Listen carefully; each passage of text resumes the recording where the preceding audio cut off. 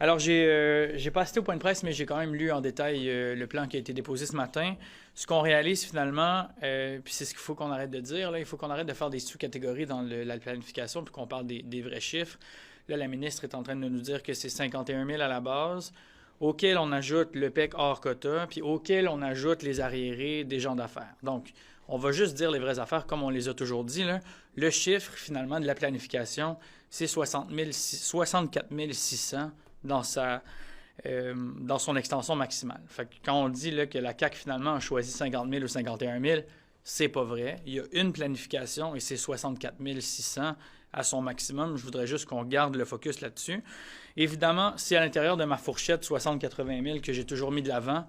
Alors, bien sûr que c'est dans le bas de ma fourchette, mais c'est dans les chiffres qu'on met de l'avant de toute façon. Maintenant, la CAQ, je vois qu'elle décide de s'attaquer aux arriérés, mais seulement dans une catégorie. Il y a une seule exception de rattrapage d'arriérés qui est faite, c'est pour les gens d'affaires. Ça, c'est les investisseurs, travailleurs autonomes, reprenariat, etc. Mais il n'y a aucun rattrapage qui est fait sur les arriérés puis le backlog en matière de réunification familiale, en matière de refuge puis en matière humanitaire. Et ça, dans les dernières semaines, dans les derniers mois, on a vu des gens qui nous ont témoigné que seulement au Québec, on allait attendre 3 ans pour réunir nos familles, nos enfants, nos conjoints, alors que ça n'avait pas lieu à l'extérieur du Québec. On a vu le devoir nous rapporter des chiffres qu'avec les quotas tels que présentés, on va avoir 10 ans de délai de traitement dans la catégorie du refuge, 25 ans de délai de traitement dans la catégorie humanitaire, mais la seule place où la ministre accepte de bouger sur les arriérés puis sur les délais, c'est dans les gens d'affaires.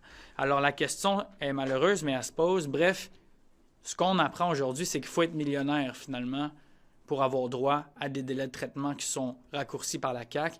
Quand vous êtes un citoyen, quand vous êtes une famille, quand vous attendez votre enfant, là, il n'y a pas de passe-droit. Vous allez attendre 3 ans et plus. C'est malheureux, c'est décevant, c'est déplorable. La ministre a été avertie que son plan allait séparer des familles, allait créer du désarroi, de la détresse. Elle n'a pas agi. Et elle sera responsable, et elle est responsable de ça, parce qu'on sera les seuls au pays à séparer les familles jusqu'à 3 ans. Je trouve ça déplorable.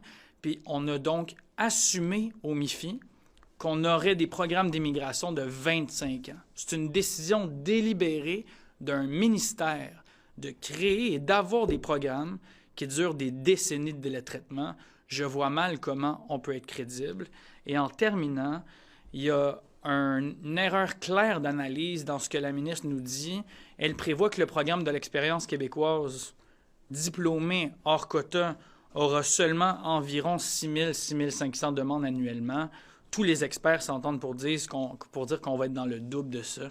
Alors même dans ce qu'elle prévoit, le fameux 64 600, là, on pourrait être beaucoup plus proche de 70 72 000.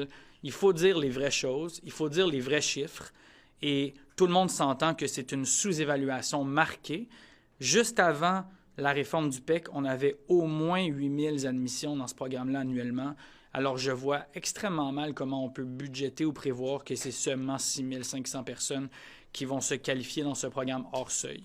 Donc, moi, ce que je dis, c'est que arrêtons de faire des sous-catégories, hein?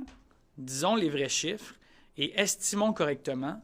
Et soudainement, on doit être pas loin de 70 000. C'est ça qu'il faut dire à la population. Puis il faut être honnête, il faut que le message soit réel. C'est ce que je demande.